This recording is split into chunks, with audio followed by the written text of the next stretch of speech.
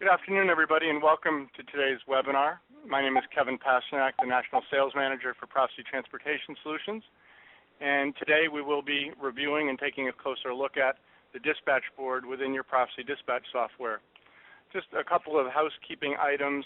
I will be muting everybody during the presentation today.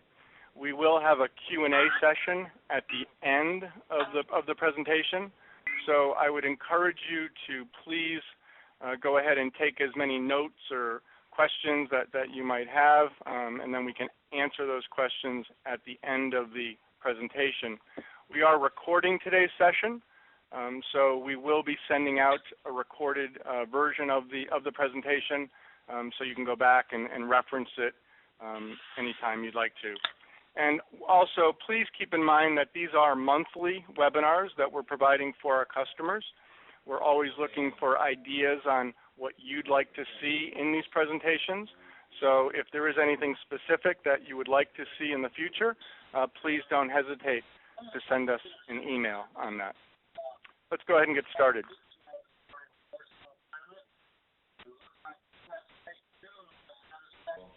What are we going to be reviewing today?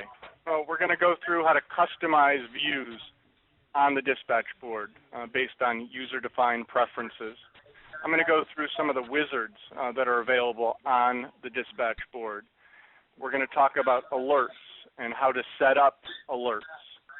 We're also going to go through and talk about not only the basic alerts, but dispatcher alerts as well.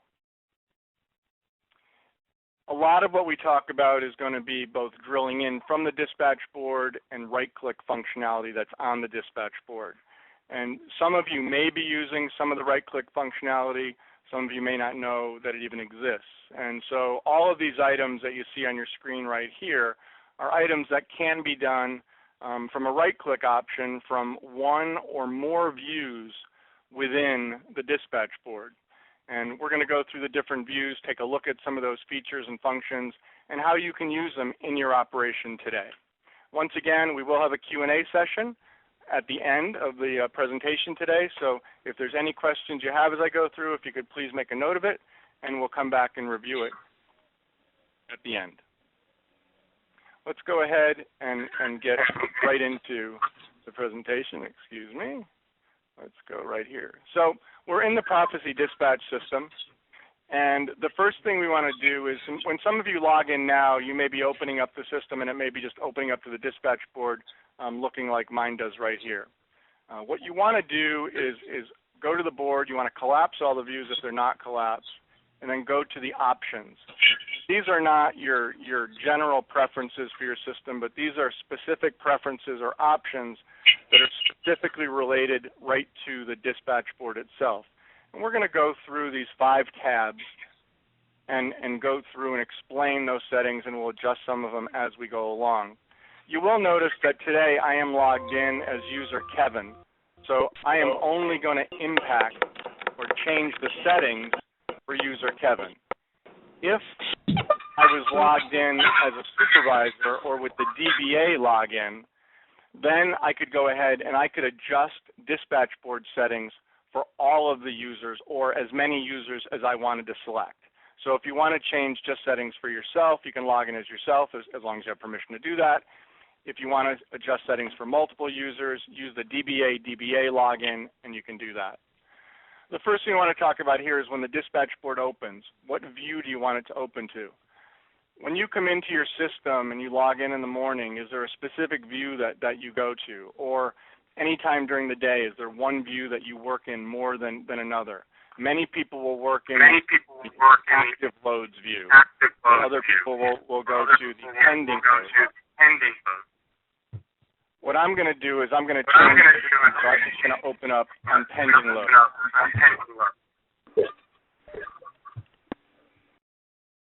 So I've done that.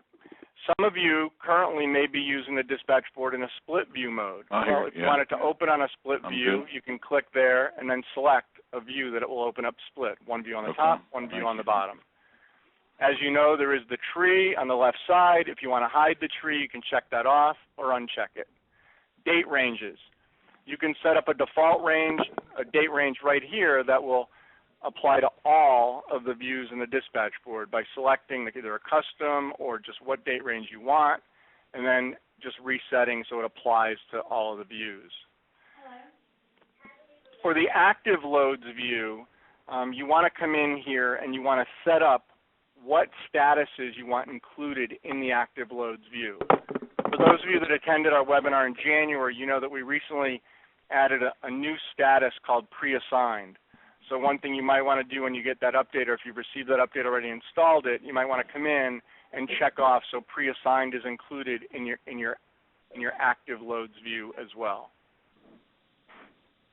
The colors on the dispatch board, as you know, the different statuses have different colors, different views have different colors. These colors are universal for all users. These are not user specific. These are the default colors. If you want to change a color, one good reason is somebody's colorblind, can't see reds or blues or greens, things like that.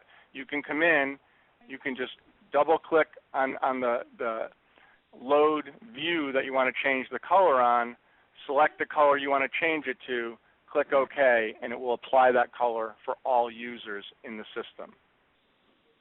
Alerts. Some of you may be using alerts today. There are alerts that you can set up for pending loads, for assigned loads, for en route loads. You would check these off so that they're activated, and then you would tell the system how many hours in advance you'd want to be alerted to that alert, or for that alert to trigger. So for instance, if I have a pending load alert activated, as I do here, and I set it to 1 hour, an hour comes up before a load is supposed to be picked up. If that load has not been moved to an assigned status, either a driver being assigned to it, or a motor carrier being assigned to that load, well, an alert would be created. Same would be true if it was assigned and it hadn't been picked up. If it was en route and it hadn't been delivered when it was supposed to be delivered, an alert would pop up. Just going to go ahead and turn those off. ETA alerts. If you have ETA alerts turned on, anytime you enter a check call, we go ahead and calculate the ETA for that load, and we compare that ETA to the scheduled delivery time for that load. If the ETA becomes later than the scheduled delivery, you have ETA alerts turned on, that load is going to turn a different color, whichever color you have your ETA alert set to. Most of them, you can see, defaults are set to a shade of gray, of red. Appointment level alerts are really tied to detention alerts. So if you have appointment or detention alerts turned on in your general preferences, then they'll be activated here as well. And the system would start alerting you. You have 3 different levels of appointment levels or detention alerts, and you have a first level, a second level, a third level. So you may want to give your customer warnings that, hey, that truck is getting close to where you're going to start charging them for detention. In the advanced options, we have an auto refresh functionality here. For those of you that have multiple users in your system, if you're in a view for a specific period of time and somebody else may have changed something in that view, well, you won't be seeing that unless you manually hit the refresh button. So you may want to come in and set this maybe to refresh automatically every 5 minutes. I don't think I'd set it to lower than 5 minutes because then it just starts refreshing and refreshing. Also, you know that whenever you go to a different view and come back, the board is going to automatically refresh for you today. So once again, this would be for people that have a large number of users in the system. Other people are managing loads, assigning loads, etc. And if it's on auto refresh, somebody else makes a change in the system, that change will be reflected in your system automatically when it auto refreshes. Load responsibility filters. If you have a specific user that has specific responsibilities, maybe they're responsible just for covering loads for certain customers, well, you can assign those customers to that dispatcher.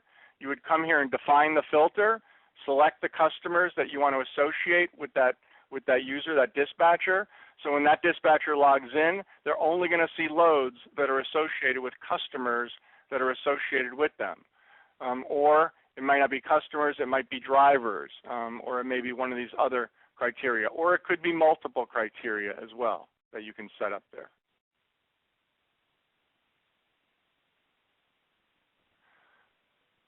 For people that post loads internally in the system, you can set up a default time for how long you want that equipment to be available. And we'll talk about that a little more in a few minutes. Resetting the views. If you want to reset a view back to the way it came when you received it from us, or one or more views, I should say, you can simply come in here. You can select the view, like we'll just come to our pending loads view. And I'm going to go ahead and reset this in my system. Sometimes when you get an update from us, you'll notice that a view has been reset. And the reason we do that is sometimes there's an enhancement that's been done to the system, and when the software gets updated and installed, we have to go ahead and reset that view. So we're just going to click apply here and let that be like that. And we're going to come over here to the dispatch board now. And we'll just go ahead and close it. Now I'm going to go ahead and you'll notice I click on the board, it reopens, and you can see this time it opened up right to my pending loads because that's how we had it configured. So the first thing I just want to talk about here is across the top, what you're seeing. On the left side here we have a calendar, and that's where you can click and come in, and in each view on the dispatch board you can come in and adjust a filter for dates. So if I only want to see today's loads, or today and tomorrow, or the next 2 days, 3 days, 4 days, I can just select one of those, and that's what I'll see every time I log in on this particular view. Or I could come down and use a custom date range, and you can see my date range is from October 23rd through March 27th, and you can see that date range right up there in the header. The nice thing about using a custom date range is, especially on pending loads, is I have it set to a time in the past, so I haven't missed any loads. I didn't forget to pick anything up or cover something, but it will roll automatically. So when I come in tomorrow, it's going to be 10:24 to 3:28. Once again, you can set these up in every view and make them different, or you could assign the same date range to all the views. In the header, as I said, you're also seeing that date range. Over on the left side, we're seeing the number of loads that are being displayed in the view. Over to the right, we see the refresh button. So if I manually click on that, it's going to go ahead and refresh the data in the view. Here's a printer if I want to print the view. And the next button is an export to Excel. If you don't have the export to Excel, to turn that on, you would go to your general preferences, go to your system defaults, print to Excel defaults, and go ahead and turn that on right here. And that will allow you to take any view on the dispatch board and print it out to Excel. So let's go ahead and customize this view. I see a lot of customer systems, and they haven't gone in and customized the views. And in every view on the board, when you get your system initially, we're giving you basically all the data that we almost could potentially display in that view. And based on your business, well, you might not need to see all that data. So what you'll want to do is come in, highlight any one of the loads, right-click, and just come down to Customize View. And on the right-hand side, these are all of the fields that are presently being displayed in the view. And all I have to do here is either double-click on something or just click and drag it. So I can just click on Schedule Delivery and drag it over, get rid of shipments, or just start double-clicking. I'm going to put revenue back over. Let's just drop revenue in right there. And I'm just going to scroll down here, and we're going to start just getting rid of all of these additional fields that I do not want in my pending loads view.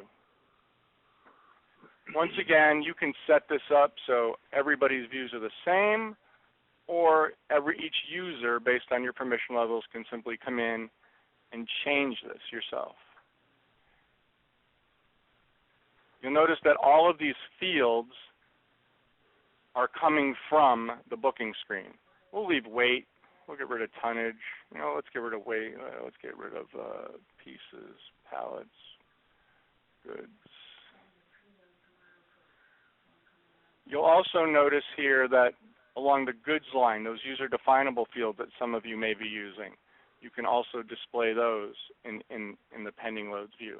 As you go through the different views on the board, you will notice that some of the fields are available in some not in the others, just depending on your specific, on the view that you're in.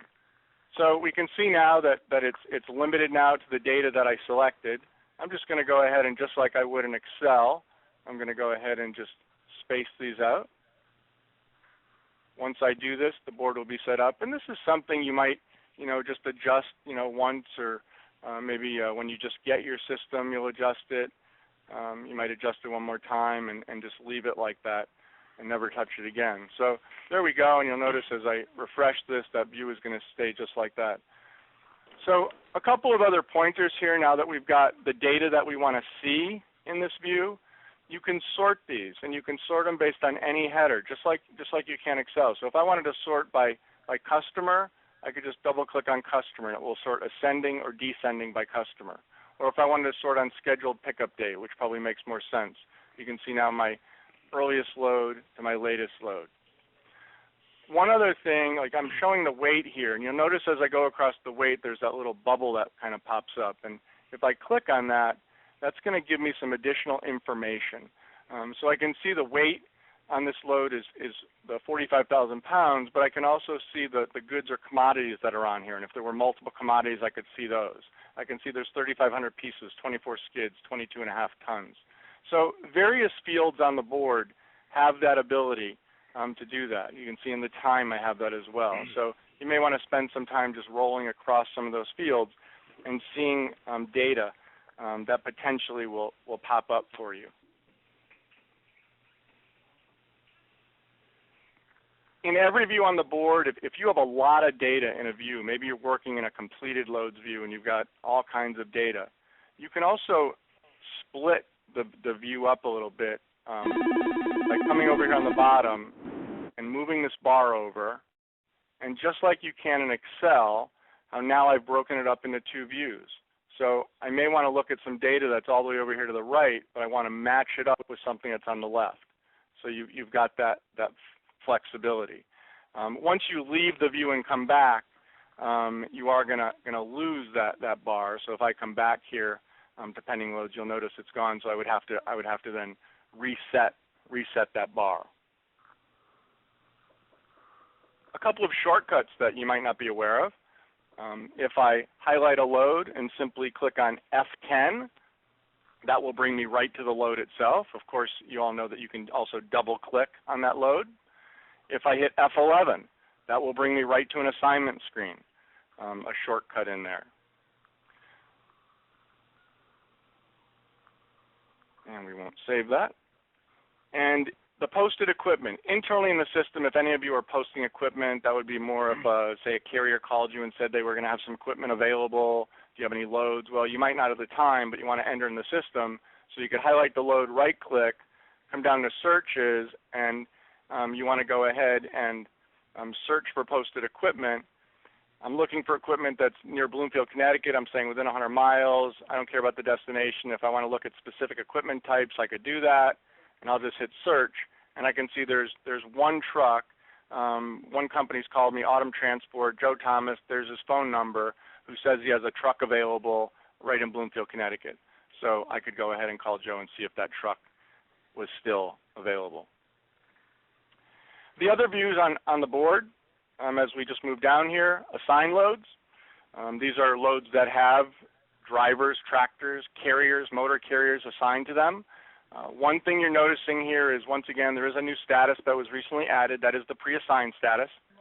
And you see that the loads in the salmon color are just assigned. The one in this brighter pinkish color is actually pre-assigned. You can see it says yes right there to pre-assigned.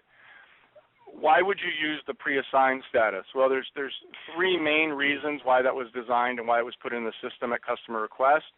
The first was for people that spend a lot of time doing planning, and they don't lock something down, but they're planning to do something. So they might be using a load scheduler, and they want to just pre-assign, and then once they lock it in, then they'll consider it assigned. The second would be if you're using Mobilecom integration. A number of you on the phone today are integrated to either our SkyTrack product, OmniTrax, Rand McNally, PeopleNet, Teletrack, And you know that there's two ways for that data to go out. It can either be pushed out manually through the system, or you can set it up so that it releases on a timer. Well, if a driver is a MobileCom driver and you pre-assign it, if you have it set up where the system is automatically releasing that load information in a pre-assigned status, it will not put it into the MobileCom queue. So if it's pre-assigned, it's not in the MobileCom queue. Once it's assigned, it would go into that queue. So that would be another reason, especially if you're planning and you have MobileCom drivers, you don't want loads being sent out automatically. The third would be in a brokerage situation where you've made a deal with a carrier to move a load. You've sent them over the carrier confirmation, or maybe it's a new carrier and you've sent them over your entire packet. You haven't heard back from them yet. You haven't received the signed paperwork back, so the load isn't good to go. So you would leave it in a pre-assigned state until you receive that paperwork back, and then you would change it to an assigned status. And to change it, the status is the same as changing any status. You could either right-click and change status, and it goes to the next status they're assigned, or, of course, you can just click up there on the toolbar, and you notice the next status is assigned. And when you assign a driver or carrier or tractor trailer to a load, the system will give you an option to pre-assign it today rather than just assigning it. The en route loads view, we can see here if those of you that are getting check calls, a shortcut for entering a check call in here would be if you just highlight the load instead of right-clicking and go to F12 or clicking on the check call icon up top, you can just highlight it, hit F12, and it brings you right to the check call screen, and you can enter your check call. A wizard that you might not be familiar with from this view would be, let's say I have a load going to Atlanta. I want to find some load opportunities out of Atlanta, either from available loads I have in the system or from people I've hauled for before out of the Atlanta area. I'm going to right-click. I'm going to come down to search, and I'm going to say search for a backhaul. And notice it automatically is looking for a load coming out of Atlanta. The last time I ran this, I said look within a 125-mile radius of Atlanta. If I'm trying to get a driver back to a specific destination or zone, I could fill that in. If I'm looking for specific types of loads that require certain equipment, I can use that filter as well. I can go back in time as far as I want. I'm just going to go ahead and search, and you can see the results that came up. You know by now that the yellow loads in my system are pending loads, so I have 3 pending loads that I could match this driver up to. One of them is tomorrow at 10 o'clock in the morning right in Atlanta. Another one is tonight at 10 o'clock, 11 miles away in Tucker, Georgia. And the third will be tomorrow at 11 o'clock in the morning, 43 miles in Covington, Georgia, going to Cleveland, Ohio. These other loads are historical loads that I've done. Once again, I can go back as far as I want. Here's a load I did. It's pretty far away. It was 100 miles away out of Chattanooga, Tennessee. Went to Houston, Texas. I got the load from Multimode Logistics. They paid me $2.19 a mile. John Adams is the contact. There's the phone number. So why not pick up the phone and call John and see if they have anything available. Once again, as we right-click in here, you can see all of the items. If I want to give an advance to a driver, I can do it from right here. If for some reason I want to go right to the customer master file, I can do it from right here. If I want to map this load, I can do it right here. Let's say, and you would need this option. This is a mapping option. Customers that have MobileCom, you have this option. If you don't have MobileCom and you're interested in the mapping option, you can go ahead and add it to your system. You'll notice, boom, the load comes up. It's on the map. The blue line that you're seeing is the route that we think, based on our mileage and routing system, the most practical route. If this was a MobileCom driver, this would not be a straight fuchsia line here. It would actually show the trail that the driver took. Because I don't have MobileCom activated, you're seeing a straight line. Here's the origin for the load. This is the last known location of the driver, the date and time. This was based on a manual check call that was put in the system. And here's where that driver is going. And of course, you can zoom right in here.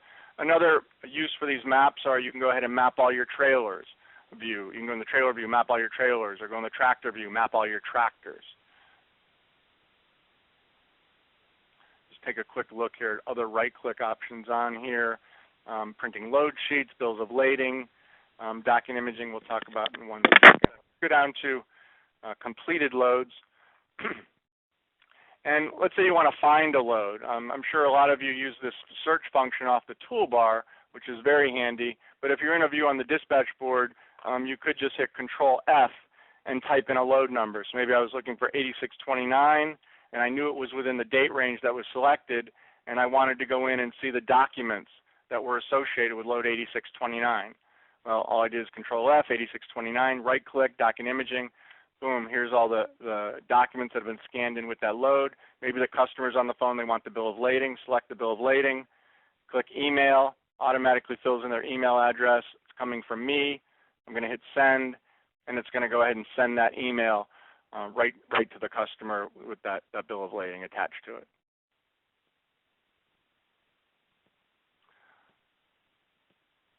Let's just quickly go through a few of these other views on the board. Once again, with resources. So if I wanted to come in and I wanted to see, or my equipment, let's go into equipment and let's go into trailers. Here I can see all my trailers. I can sort these by days. I can see how long each trailer has been at a specific location. If I wanted to, I could right-click and I could display all my trailers on these maps if I have the mapping option, or I could display just this trailer. So that would be a nice feature for many of you to use if you're not using that today. Splitting the board. If you want to come in the board and if you want to split the view, you can do that. I've got my pending loads on top. Let's say I just show my driver or resource availability view on the bottom. This is a view that's been in the system for quite a long time. You can set this up so it shows on the left side, shows like the current load or last load the driver did, and then as you split it down the middle here, it's showing the next load the driver's assigned to, or if they're not assigned to a load, that they need a load. If you wanted to assign, let's say driver Andrews to a load, I could either right-click and say assign to a load and type in the load number, or I could simply click on Andrews, drag Andrews up, drop him on a load, and click OK, and he would be assigned. You're also seeing here the pre-assign function. So if I click pre-assign, it would pre-assign Andrews to that load. I'm not going to assign him.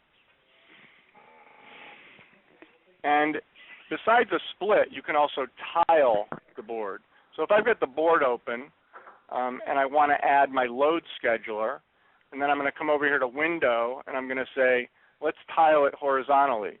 Well, now I've got the load scheduler, which I'm sure many of you are using today, and I can see my pending loads over here.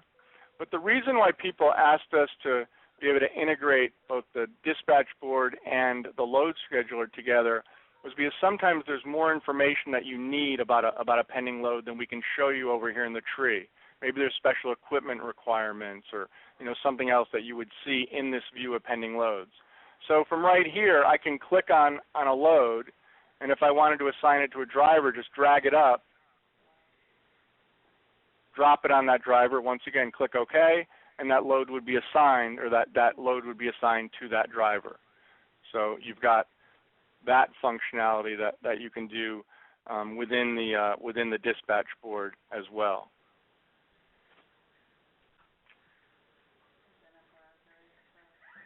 I want to spend the next few minutes talking about queries on the dispatch board.